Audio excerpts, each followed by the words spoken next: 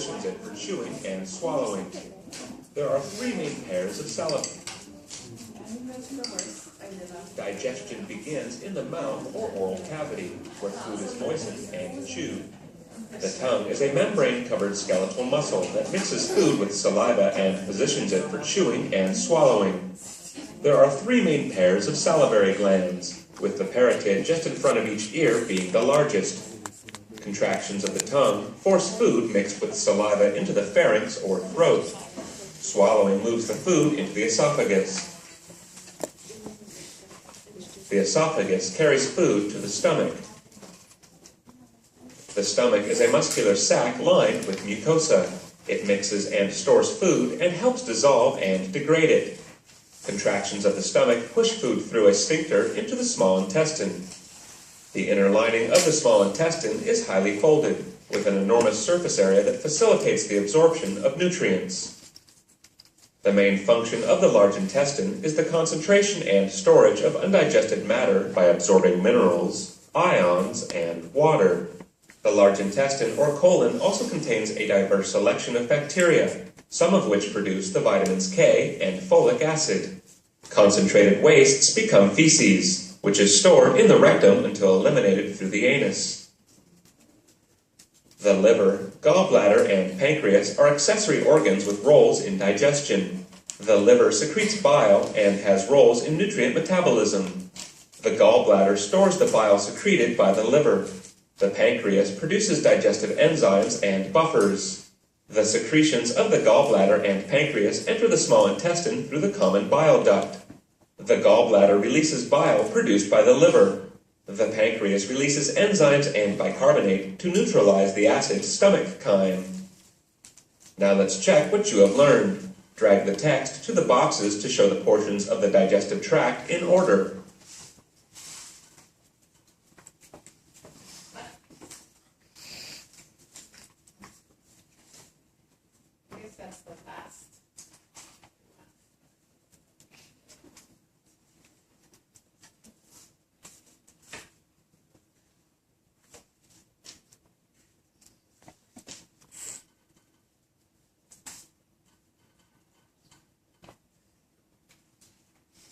That's correct. Material travels from the pharynx or throat into the esophagus, then into the stomach, the small intestine, the large intestine, and finally the rectum. Drag the text to the boxes to identify these digestive organs and accessory glands.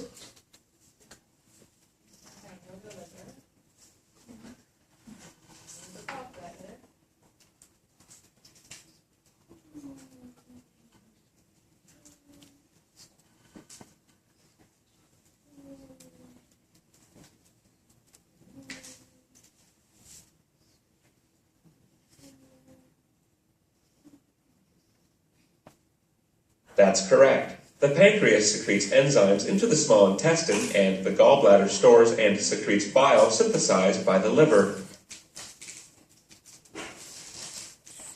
Okay, very fast introduction to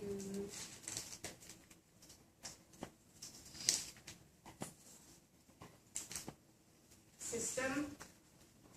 The lot of water is going to be coming. In fact, the majority of the water is not what you drink. The majority of water that goes into your GI tract is from yourself. So you look at what you drink, maybe around 2.5 liters. Well, you don't drink it all, maybe, but the food combined with its water and what you do drink, you get about 2.5 liters or so that way. But you get you get 7 liters from yourself that go into your digestive system. Why? Because you need to have things at an isosmotic concentration for absorption. If you have things hypertonic, then water is going towards those ions. It's going to slow down your absorption. And then if you can't absorb fast enough, that stuff is being moved on to the next section where you can't absorb it. That's going to lead to diarrhea. So put water out there, get it to an osmotic concentration that absorption can occur, so absorption can occur, and then you get the absorption occurring. Electrolytes will go back and forth across the intestinal surface based on what are the charges that are out there, what charges, then the opposite charge will go towards it. If something's getting absorbed, then you have a gradient for the other charge to follow along. So electrolytes will be moving back and forth as well. And then what you're trying to get absorbed for in the terms of nutrients, those also should be coming across. So we'll be talking about all these mechanisms in this chapter. Secretions can be released due to the extrinsic nerves in the system, so the autonomic nervous system.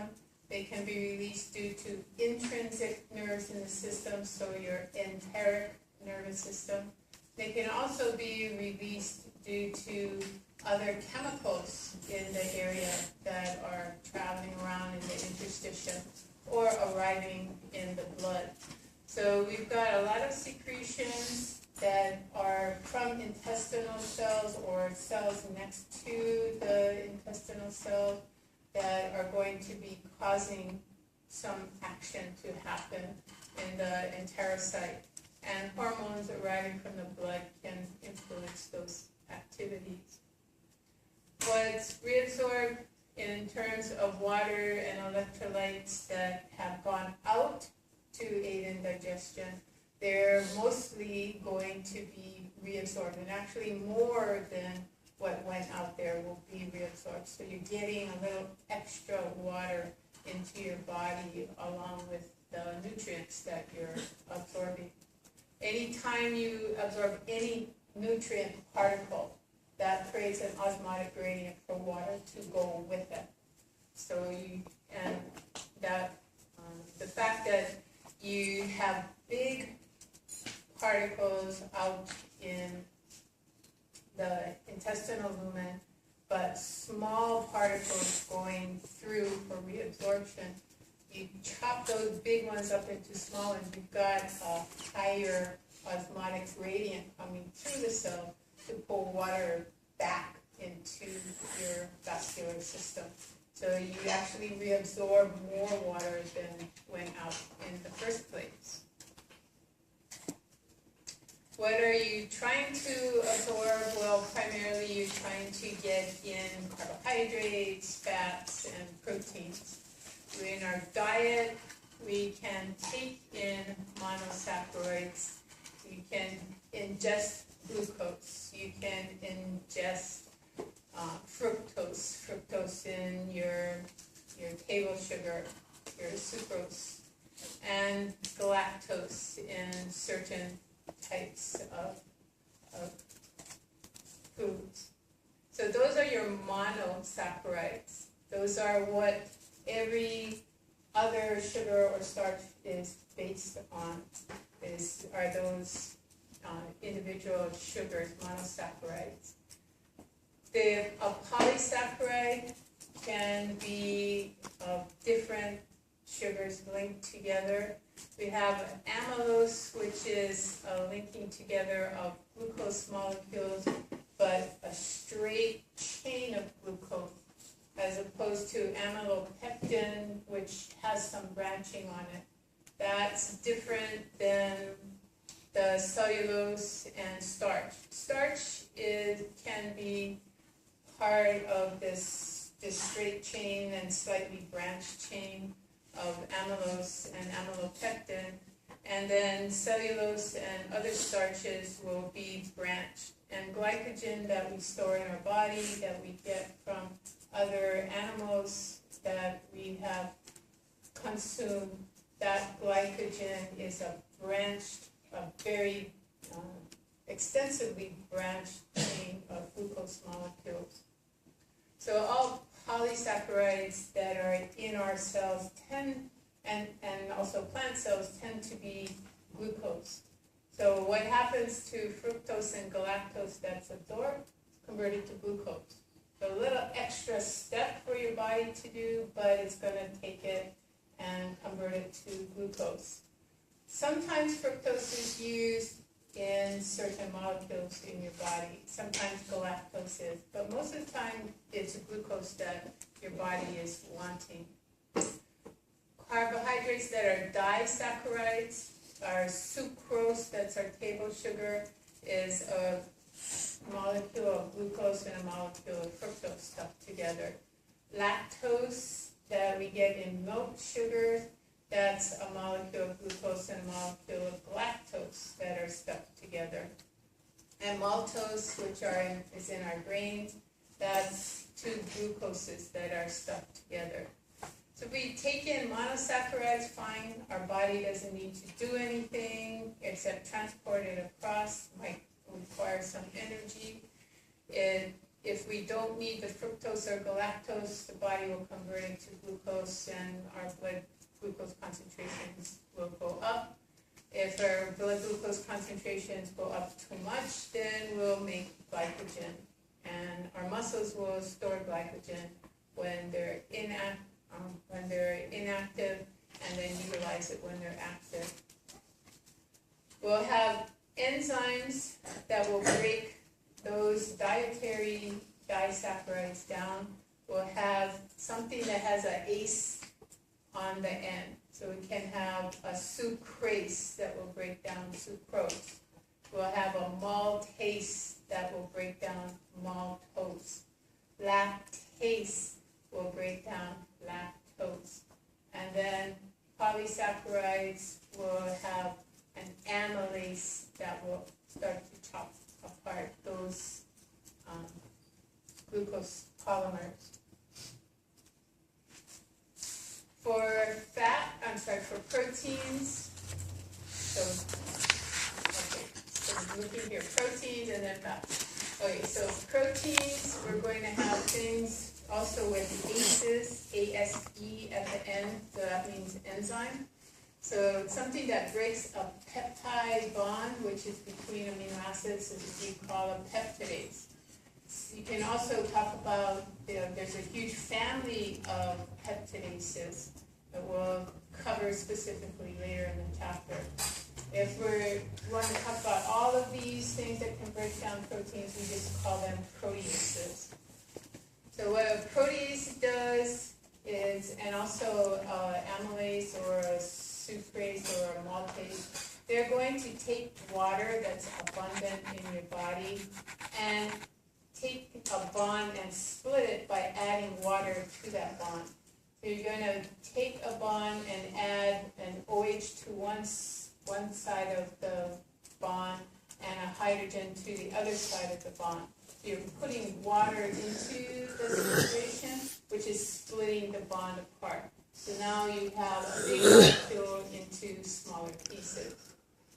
So here we've got peptidases and proteases. They also do this hydrolysis. They break a bond by adding water to it. So peptidases, they'll take this peptide bond and add an OH to one of the amino acids and a hydrogen to another amino acid, and then that peptide is broken at whatever link, peptide link. For breaking down fats, you also use hydrolysis reactions. So for fats, we have different types of fats, but here we've got a triglyceride. So glycerol molecule is a backbone of carbons, 3 carbons in the chain. And then when we have a triglyceride, we have 3 different fatty acids attached to each of those carbons in the glycerol backbone. So when you use your lipase to break down a triglyceride, what you're doing is adding water to the bonds here. Here you've got an OH that is being added there. The H will be attached to this fatty acid, which will be free now. It's a free fatty acid. this fatty acid, you'll add a OH to that carbon, and the H will be on that fatty acid, so it's a free fatty acid now. So we've got our free fatty acids, and we've got a monoglyceride. Monoglycerides tend to be small enough, they're lipid soluble, and they're small enough to go through membranes and be absorbed in that form. Triglycerides are a little too big to be absorbed, so you need to get them to a smaller size, and free fatty acids very easily slip through plasma membranes. The amino acid chain here, that peptide's too big to get across the enterocyte's plasma membrane, but a small peptide can get across, and amino acids can be transported across. These will be endocytosed, receptor-mediated endocytosis. These will be transported in exchange usually for some other small electrolyte. We have transporters as well for the carbohydrates here. We don't absorb monosaccharides, we don't absorb disaccharides, but right on the intestinal epithelial microvilli, you've got these maltases, lactases, and sucrases that will break those bonds apart by adding water to the bond. And you'll have transporters that will move glucose and galactose. It's the same transporter for both. And then we have a separate transporter for the fructose molecule. And we'll see those at the end of the chapter. Absorption, whether you have monosaccharides, small peptides, or free amino acids, the free fatty acids and the monoglycerides, they get absorbed, and then the cell has to get them out. For amino acids and for the monosaccharides, they're transported out the other side. But the fats get reassembled in the enterocyte and get released as a bigger molecule, which is too big to get into the vascular system, so it has to go into the lymphatic system. Some free fatty acids don't get reassembled, they get right out through the plasma membrane because they're lipid soluble. So can the monoglycerides. They can go into the bloodstream directly in the intestine, but the larger packaged fats have to go into the lymphatics. Most absorption is complete. By the time you get to the end of the ileum, you have completely absorbed your nutrients. There's still electrolytes, there's still vitamins that might be formed by the bacteria in your intestine. Those can be absorbed in the colon. Bile, it will be reabsorbed in the terminal ileum. And there's things that are still being absorbed, but nutrients, they're completely absorbed by the time you leave the small intestine. So this is repetitious of Martini's picture, except I like this that it shows you the parietal peritoneum leaving the wall of the body, and it's going out and wrapping around some structure that's out there free in the abdominal cavity. So the parietal peritoneum is forming the mesentery that's then going to surround your free-floating small intestine, jejunum, ileum, or transverse colon or sigmoid colon. Here they've got a duct of a large accessory gland. The largest gland is the liver. It's going into the duodenum. The duodenum is going to be retroperitoneal. So as far as this figure goes, that in that sense is wrong, because because there's only 2 centimeters of the duodenum that has mesentery around it. The rest is retroperitoneal on the posterior abdominal wall. So this is misleading to you. So the place where the bile duct and the pancreatic duct come into the duodenum is beyond that initial 2 centimeters. So the rest, you can take that away, and if this was any other part of the small intestine, it would be okay. And the rest is okay. So extrinsic nerves, this means outside, extrinsic from outside the gastrointestinal system. We have millions of neurons that are part of the gastrointestinal system, the enteric nervous system. But in this case, we're not talking about those. We're talking about autonomic nervous system. The parasympathetic stimulates digestion and absorption. Sympathetic inhibits. Sympathetic is fight or flight. You don't want to be attempting to digest when that needs a lot of blood, when you're doing a sympathetic fight or flight response, which requires blood to go to your skeletal muscle. So the skeletal muscle will win, and the digestive system will be inhibited. During rest and repose, that's the ideal time to digest and absorb. Your skeletal muscle is not active, doesn't need a lot of blood flow. What the autonomic nervous system does is influence the enteric nervous system. It is not in control of digestion, but it has strong influences over your digestive system. If you cut all of the ANS, all the autonomic nerves to your digestive system goes on functioning, but it does become very erratic. So there is a coordination, a good type of influence by the autonomic nervous system.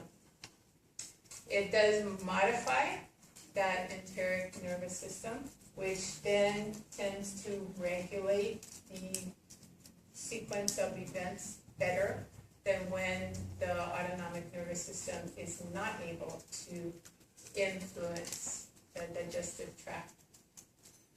The hormonal secretion that is occurring from the cells in the digestive tract can be stimulated by the autonomic nervous system.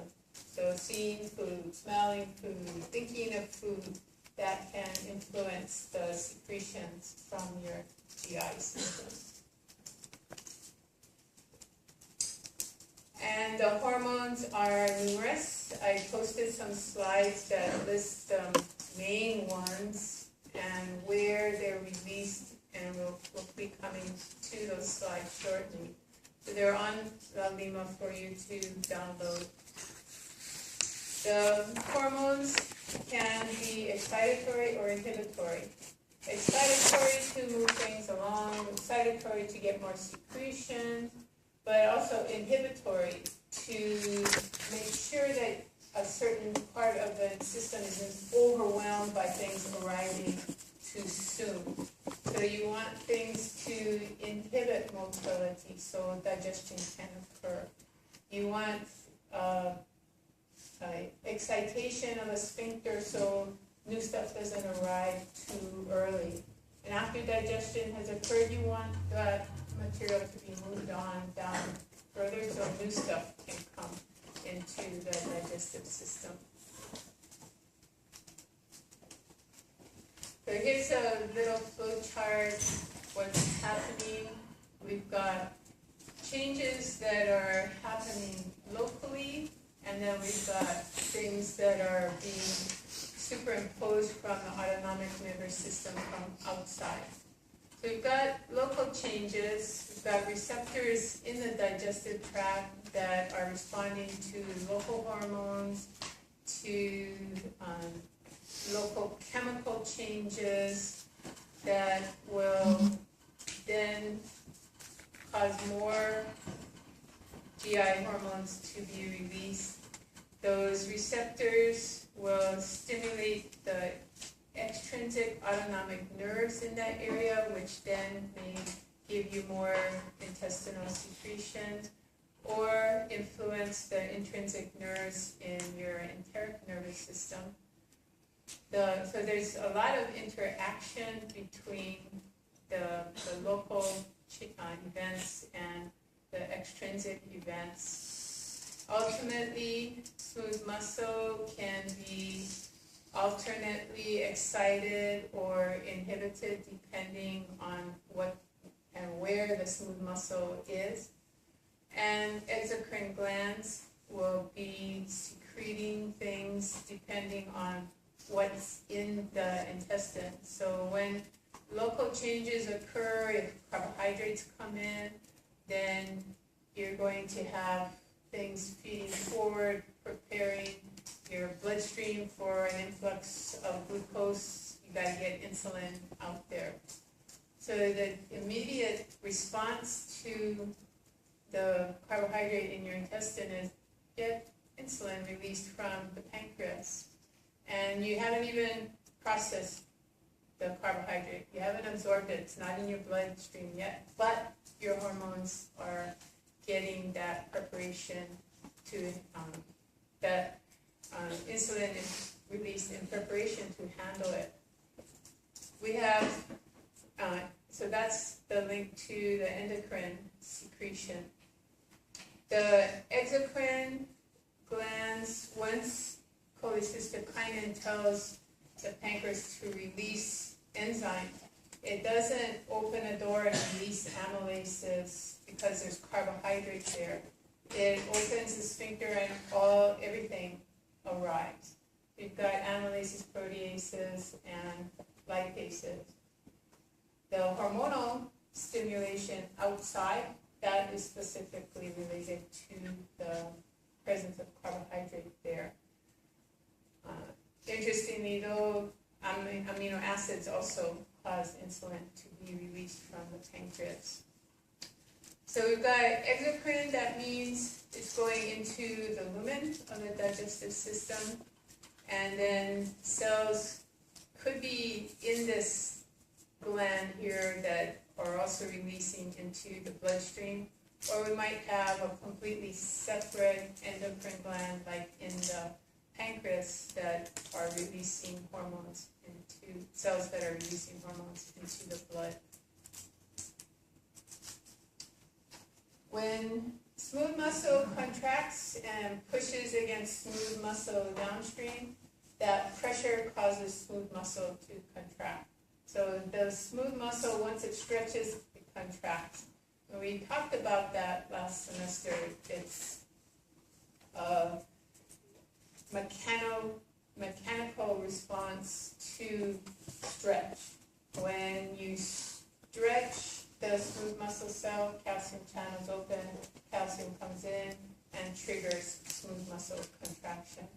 So this self-excitability is due to the smooth muscle pushing something downstream, which stretches smooth muscle downstream.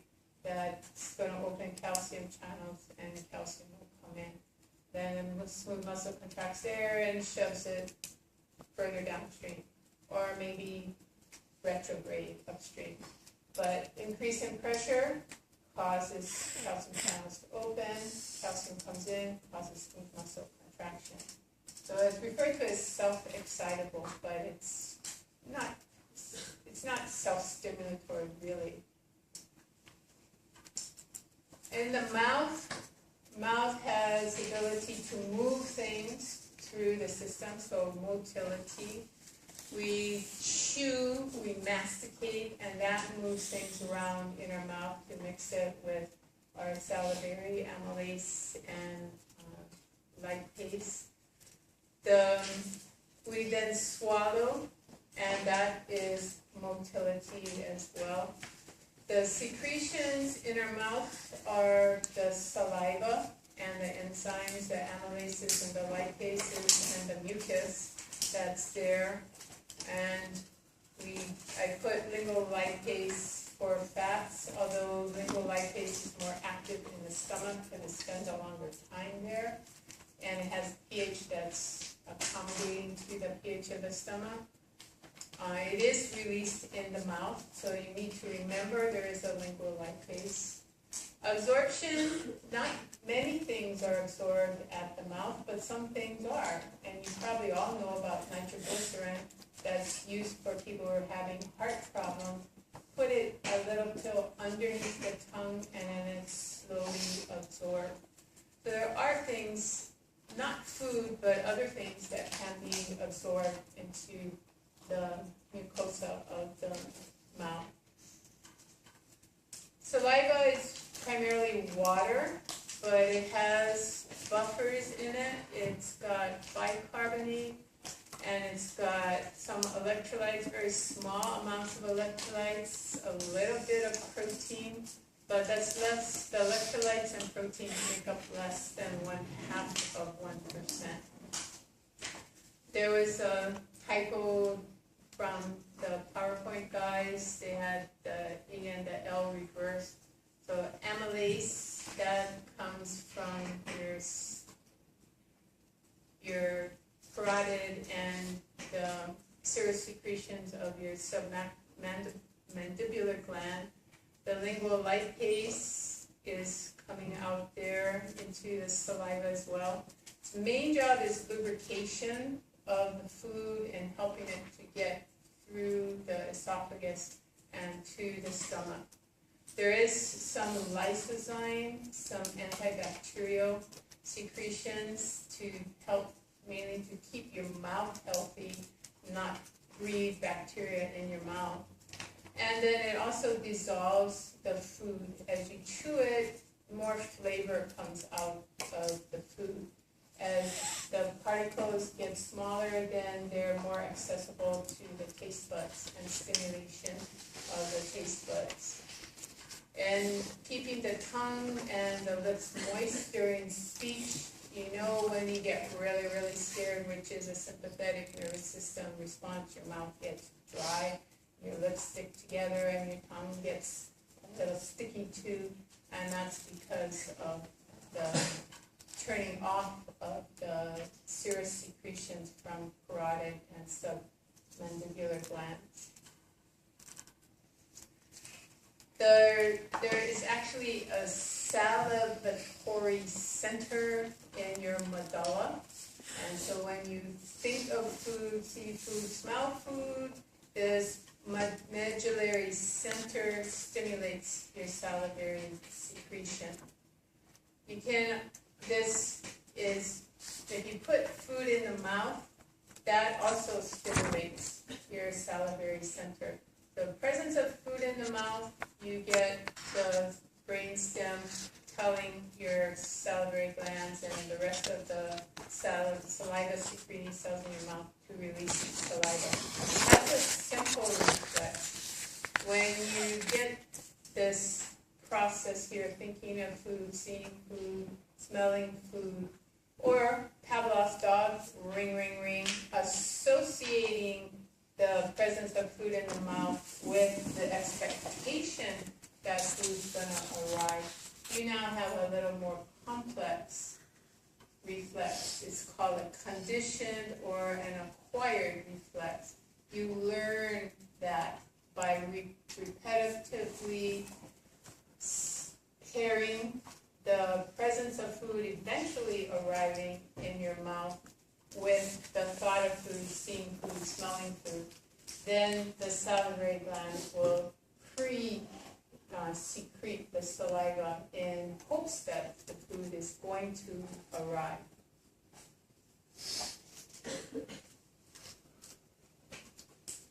So when you get the food into your pharynx and into your esophagus, now you've got another stage. You had the oral stage that we just talked about. Now you have the pharyngeal and esophageal stage of food processing. So gut motility again. The upper part in the pharynx, you've got the constrictor muscles, the pharyngeal constrictor muscles that are skeletal muscle, very powerfully pushing the food downwards towards the esophagus. Once you get out of that range of the skeletal muscle, then you're into smooth muscle contraction. Usually that wave of peristalsis is adequate and strong enough to get the food to your stomach. And so it just simply goes right on down into the stomach. If it's too dry, then it gets stuck in the esophagus, and you get secondary waves of peristalsis that you don't feel. You feel the pressure there. The smaller little waves of peristalsis that will continue to work on that food. And that pressure will also stimulate your brainstem to release more saliva. So you start to salivate, you swallow the saliva, it goes down there and lubricates the food, and it gets a little slipperier, and eventually the secondary waves of peristalsis get it to your stomach. The secretion that goes on in your esophagus is mucus. It's there to keep the surface moist and slippery, but it's not going to release enough fluid, not much at all, to help you if the food is stuck in the esophagus. No digestion occurs in the esophagus. The food goes through it too fast anyway. And absorption, nothing happens there either. So we have the oral phase where we process the food, hopefully chewing it and mixing it with saliva. And then as the tongue elevates and the cheeks press in, that bolus should be moving to the oral pharynx. When it gets back to the oral pharynx, the swallowing center is going to inhibit our respiratory center.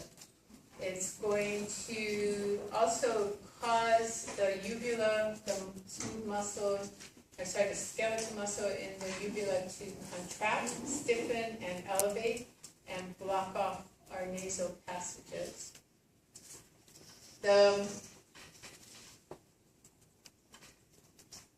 As the food is coming into the oral pharynx, this upper esophageal sphincter, UES, is closed.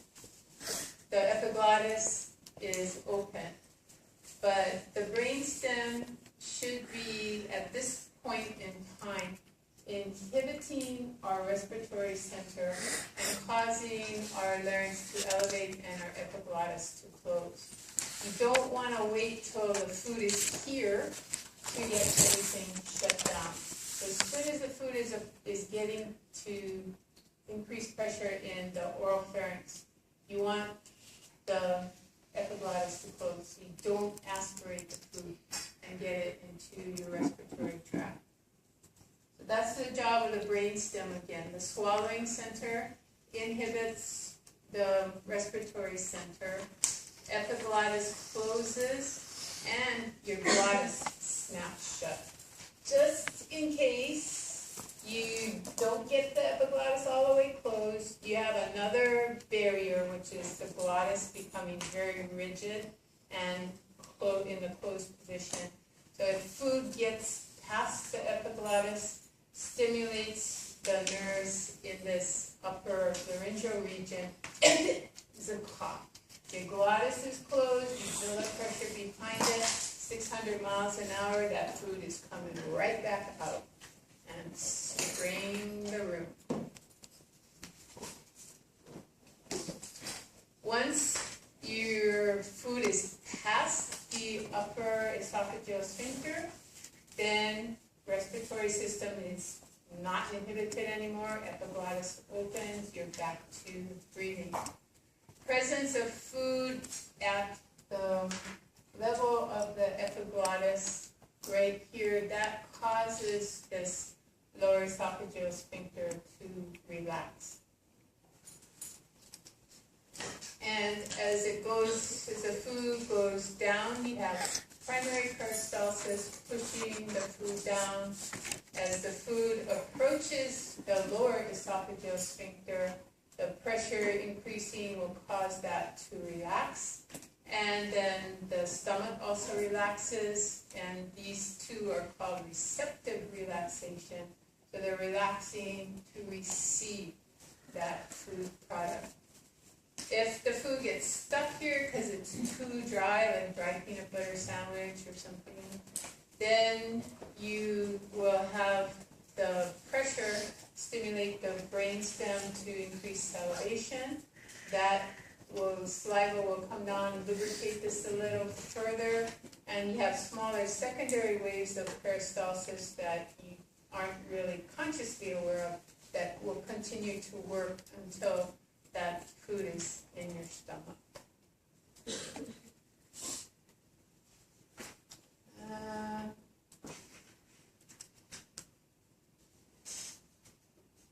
Okay, we just go over the parts of the stomach and then call it a day. So we have lower esophageal sphincter here, called the gastroesophageal sphincter. It's not a very strong sphincter, as you well know. If you overeat and then go lie down, things come back up. And so you can just increase pressure on the abdominal cavity, and you can make yourself burp, get air up.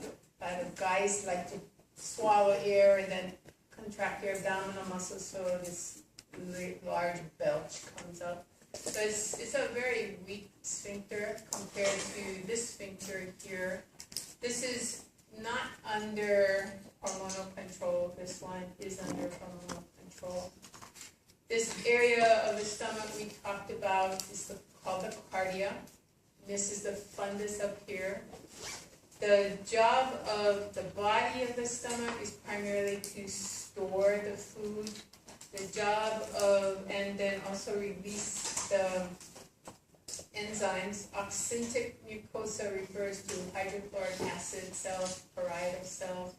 The pepsin secreting chief cells are also in high concentration in this area. Down here in the antrum, that's where mixing is occurring. Mixing and churning and getting the secretions from the body area mixed more with the products here. You get protein digestion starting here, and that pressure of the mixing and churning will put pressure on the pyloric sphincter. If your hormonal secretions are adequate for the duodenum, you're not getting stuff coming from the stomach into the duodenum. But in older age, when those secretions are diminished, then that pressure of the food against the pyloric sphincter will start dumping food into the duodenum before the duodenum is ready for that. Okay, you can look at the video on your own. So